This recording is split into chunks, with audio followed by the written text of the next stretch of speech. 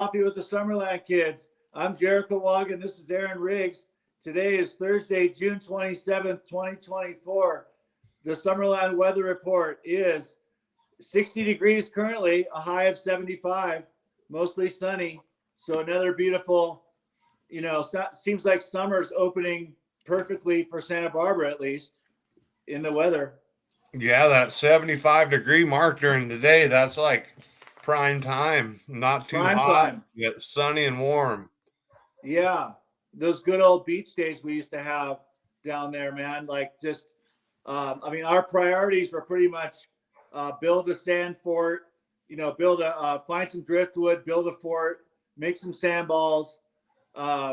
What else? Go up to liquor store, get a candy bar. Um, yeah, that was pretty much Yeah, our summertime game plan. Yeah. yeah. Get home by dark so you can get the dinner. Get home by dark, right? And then on a school day, it was watch cartoons at like what time we get home, like 3 o'clock or something like that. We walk home Yeah, from something like Summerland that. School. Yeah, put on the cartoons. Somehow, I think things were actually kind of almost better that way. Like the options were we got 13 channels or 12 channels, whatever it was, and Channel 5, of course, was awesome. It was at KTLA, Channel 5. Channel 13 was cool. I think Channel 5 showed Batman and what else? Spider-Man, Superman. Superman for us was actually old school. It was black and white. Remember that? Yeah, The old yeah. Superman show? Yeah, The old Superman show. It was funny. It's funny to it think was back funny. the old Batman special effects where they had the cartoon pow coming up through the live action. That was like cutting edge back in the day. Totally cutting edge. Yeah. So now you're frozen, but I can hear your audio perfect. We'll just keep going. Um, Got pushed through. yeah, we'll push through. So, yeah, it was freaking awesome to watch those shows. I mean, I can just see Superman in my mind jumping out the window, like the old gag. Oh, then of course they'd probably cut to him flying in the air, and for the most part you wouldn't see the wires. But when we were kids, it was totally all within reason. I mean, I didn't even think about the whole any of the special effects. It just was, to me, it was like real, I guess.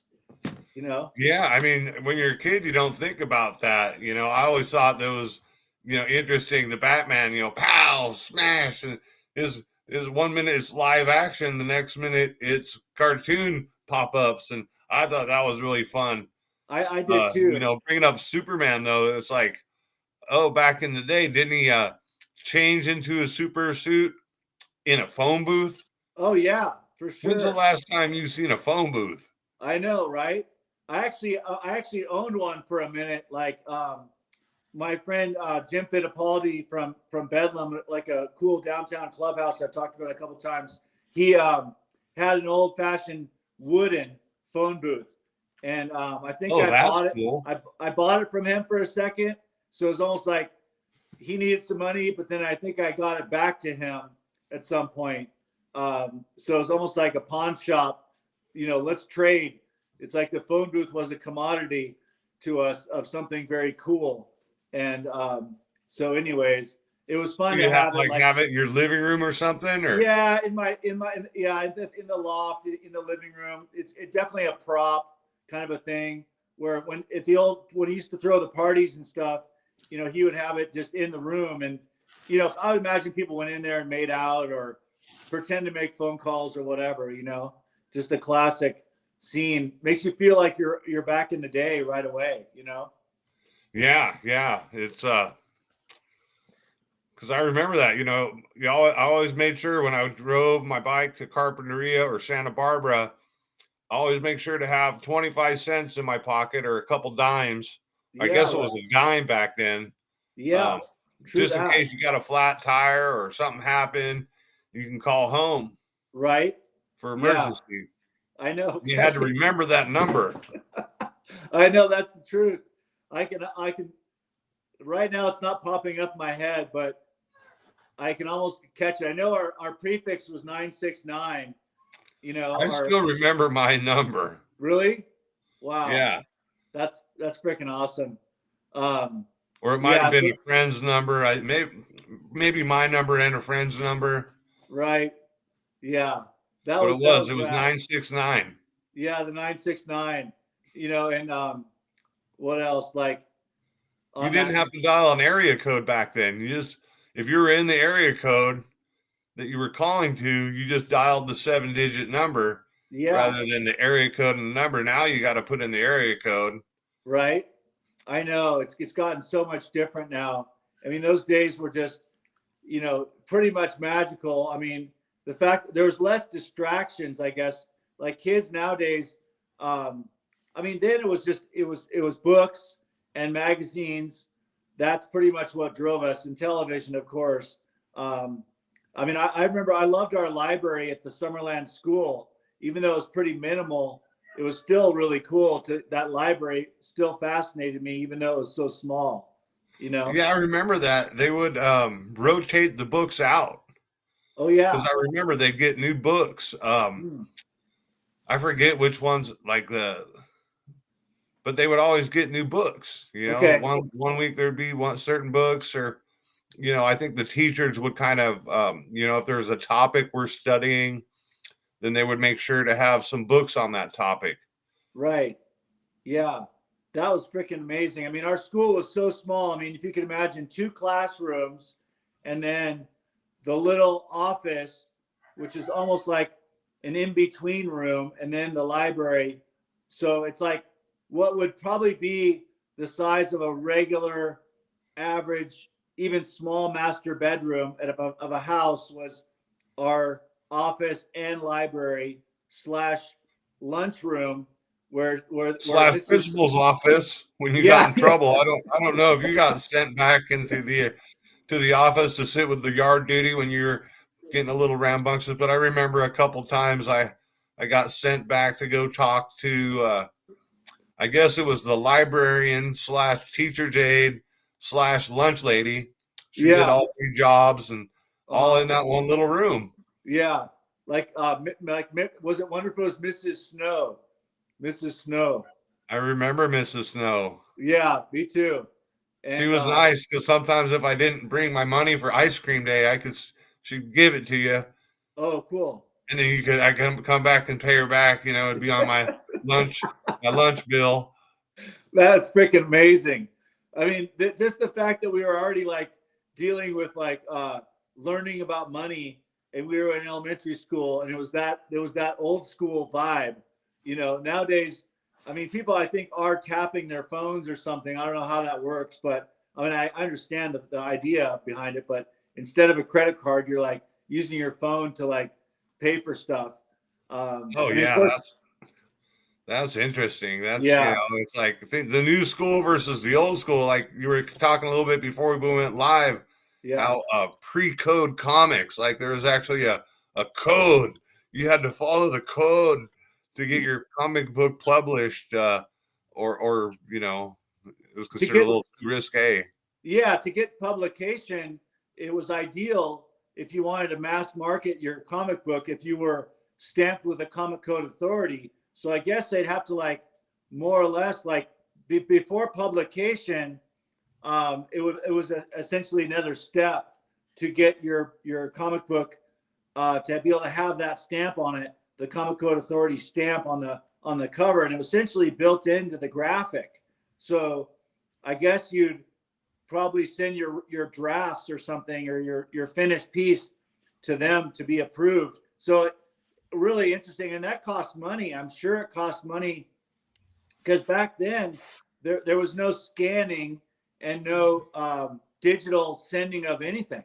It was really all you'd have to go in an envelope, you know, a large format envelope or a box, and be sent to the agency. That whole thing is fascinating in itself. It's like an extra step to get your stuff processed, to get your stamp, I guess. I wonder how the authors or the publishers felt about that. Here it is.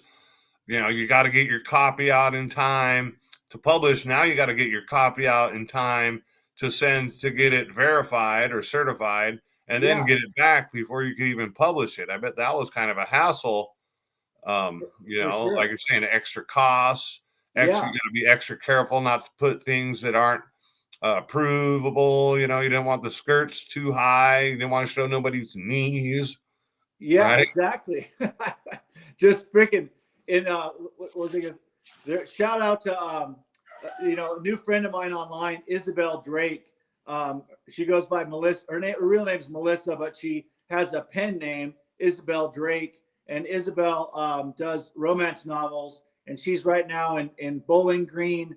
It's Ohio. She's at like a university or college. They have a pop culture library there, so she's there doing research on pre-code, and also in and around that time, because they have all the old pop culture magazines and documents that you can, she says, she basically sends the librarian an email of what she's interested in looking at. She can look at what they have, and then she requests what she wants to look at that day, and then they'll bring it out to her. So she spends a lot of time reading, and trying to figure out, in some cases, who the artist was, like who did Betty and Veronica. So she's definitely focused on Betty and Veronica and their relationship, and how they came to be, and the artist that drew them and all that stuff, and especially pre-code.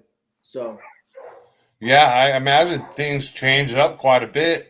Pre-code, there's no one overseeing what you're doing.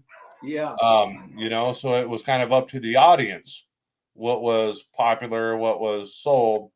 And then once that code came about, then it's up to some third party to say, oh, this is approved or this is not approved, or you got to change this, or don't use that word, or don't use those kind of images. Um, exactly. I guess, when there's cartoons and kids involved, you definitely want a little bit of control. But as far as, America, that's kind of a big thing, freedom of speech, freedom of press, you know, um, as long as you're not saying things that are causing, you can't yell fire in a crowded theater. That's Yeah, obviously, going beyond what free speech was meant for. Uh, right. but at the same time, like, in I guess it was the 80s when they started doing the parental ratings on music, um, and trying to actually ban people. Now, I don't know how you feel about it, but I feel banning people it should never happen. I mean, I understand, yeah, rating, this is PG-13 for violence or, bad words, this is PG-18 or R-rated. I definitely understand that, at least label it so you know what you're getting into. I mean, if you're taking your kids to the movies and you don't want them exposed to that kind of thing, you got to have some way of knowing what you're getting into. Um, but as far as saying, no, you can't sing a song about this or make a movie about that, I think that goes kind of against what American free speech is. Yeah, no, you're right. It is fascinating, and the there's a book, I can't pull the name off the top of my head, but there was definitely people behind the movement, because they felt like, just like with rock and roll, when they were burning records and such, because rock and roll was such a new thing that teenagers, started listening to rock and roll because it was on the radio.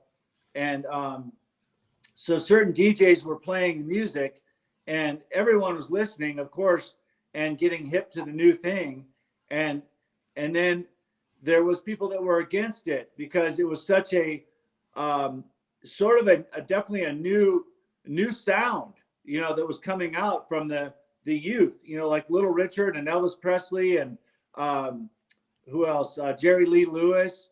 A lot of cool artists that were really rocking out, and the kids were really getting into it. And it was something completely where it's almost like parents were taking a step back, going, "Oh my God, my kid has gone wild." Well, yeah. I mean, we'll look at what you got nowadays with social influencers or, Yeah, all these different things, live streamers. Look, me and you were having our conversations. You know, Yeah. other people are playing their video games or talking about the news. And so Mhm. there's I guess there's definitely a place for, rating it, because if our conversations were a little bit more risque, we would want to tell people, hey, we might have adult content that we're talking about. I know on the Twitch stream, there's a little box, and even the YouTube, if you're making content that is designed for children, Okay. you mark the little box, so that I guess they would go through a little more closer to make sure you're not talking about things that maybe aren't appropriate for children, Right. Yeah. which Yeah. I find very reasonable. I No, don't see for sure. that. It's really sort of I guess within of course films. I think films paved the way. And when Hollywood was making movies, of course, and then eventually they decided to make a rating system, and like you said, G-rated, PG, PG-13 was in our lifetime for sure, and then R and X, all that. It definitely, it's almost like it created a thing where if you knew it was R-rated, um, it actually made you want to see it more as a I kid. remember that we used to try and like get an older sibling or something to say that they were you know they were the parent or whatever, because you had to be over 18 or with somebody that was an adult to get into the R-rated Right. movies. Yeah.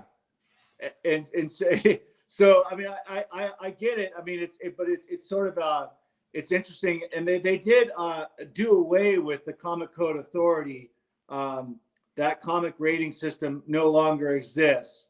So now I think it puts it back in the hands of the publishers to self-regulate themselves, and then in the marketplace, I'm sure that the obviously the like if you're a comic book store owner, you have a certain section with perhaps the more risque adult comics, let's say, or back in the day it was like alternative comics, where like the Fabulous Fury Freak Brothers would maybe in a little bit more of a um, adult humor section. Yeah, So, yeah. I mean, I remember being a kid in the Mad magazine. right. Some of that stuff in the Mad magazine was a little bit, off the wall, maybe a little bit more mature humor. Yeah. Um, but as far as like a young preteen, almost a teenager, some of it made a little bit of sense. Some of it was just like, oh, that's just silly weird. Yeah. And I think actually Mad Magazine was before that it was EC Comics, and EC Comics I believe they actually got pushed out of business for a bit, and that then they made Mad Magazine. The people that were involved in EC created Mad Magazine and called it Mad Magazine because it wasn't a comic book anymore. So that way they could get out of the regulation and have more freedom as a magazine. No, that's interesting, because the other day I was doing some shopping and walked by the magazine stand. They still Okay. have the magazine stand. And Yeah. lo and behold, to my surprise, there's a Mad magazine right there, a brand new edition. And I don't know, of course, comedy these days probably poking fun at, the government or the president, or, the technology, of course, is probably mixed in there as far as like their humor. But I just was like, whoa, man, I think I sent you a picture on my phone, Yeah. because I took a picture of it. Nice. Nice.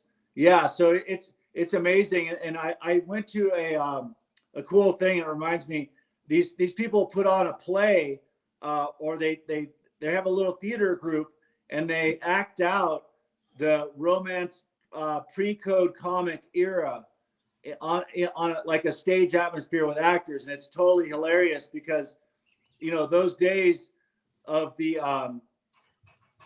let's going public with romance and what is it like, mischief, dating the old 1950s or 40s era boy girl humor / romance, all that stuff. When we see it on stage nowadays, it's completely hilarious how it all unfolded. In popular culture, I guess you could say, it made for where I think the people in comics definitely broke down the doors and pushed the envelope farther out there than they could ever do. Of course, in books as well. And then it translated eventually to film. But film was always a way more expensive medium to create, because Yeah. film editing and all that stuff that goes along with filmmaking was traditionally pretty darn expensive to do, I want to say.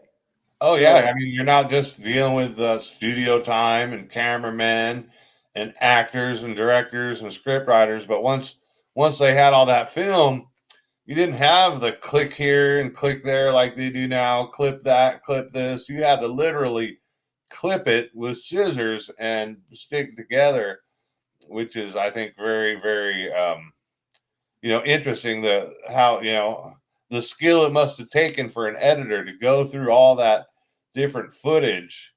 right? uh, I guess that's why they have the clipboard, so that way they can take their little notes during filming. Oh, take 3 was the one I want to keep, so they'd have it all in one big reel, and they could go fast and skip it. Yeah. So got to shout out to the filmmakers of yesteryear, and I think there's still interest in that. Like, people are still shooting on traditional film in some cases, and it's a whole nother level of it, or it's a reverse to the old approach. Because of course, with modern day filmmaking, the equipment is way more expensive, obviously, but the end results are perhaps easier to come upon and manipulate digitally, all of the work that comes through. You know, Oh yeah, and what about like the IMAX? I mean, the right? IMAX is those giant screens, and the film is actually, it's not little film. It's pretty big film to get Wow. those big IMAX images, and that was a new technology back in the day. I'm not sure how big it is now, but you look at things like what do they got? The dome, or what do they call it? The The sphere in Sphere, Las yeah, Vegas. yep, Sphere in Vegas, yeah. And that's interesting because you can do all that digitally, but it's such a big stage, and it's inside and it projects outside. Like, they'll have advertising on the outside, and then the whole concert, being on the inside with all, obviously concerts with light shows and stuff. It just brings it to a whole new level when you're surrounded 360 degrees by the sphere, and having a light show projecting on that. That's just kind of wild. It is wild, and it's like almost like a double. To me, it's like a double payday, because interior you have one thing going on, exterior there's something else going on. So essentially, what's going on in the exterior, oftentimes I think, is there's a bit of pay to play going on there, because of course advertisers are what or they pay the bills. Honestly, let's be Yeah. real. I mean, the advertisers are the ones that, in the old days, when you open up a magazine, on the first front cover, whether it's the back side of the cover or the first page of the book, is an advertisement for something that somebody wants to be seen prominently, and they're willing to pay for that prominent advertising space. So, Yeah, it's a lot different here on the internet, and obviously there's TV. With the internet, you see it all the time. You're scrolling your Facebook, you're watching ads on YouTube, and it's a lot different now because they got the algorithms, right? The algorithms. yeah. They, the cookies, they're cookies, and they Oh, watch. They're watching what you're doing. How many times have friends and stuff been like, "Man, we were just talking about something, and then it started showing up on my ads." right. Because user agreement. The user agreement you have says, "Oh, we're able to watch what you're doing. We're able to see what websites." It's funny because I'll look for a part for Home Depot. Like, I'll be looking, oh, how much is wood, or how much is this hose or garden stuff, or whatever it is. The last Yeah. one, I got a couple bags of concrete, so I was looking at concrete stuff. And now I'm over on the Facebook, Home Depot ads coming up. I'm over on the YouTube, Home Depot ads coming up, because they sell that information to the advertisers, or they make it more easy for the advertisers to target people that are interested. I wouldn't want to be advertising, garden supplies to someone that doesn't really garden, but maybe is into motorcycles, and vice versa.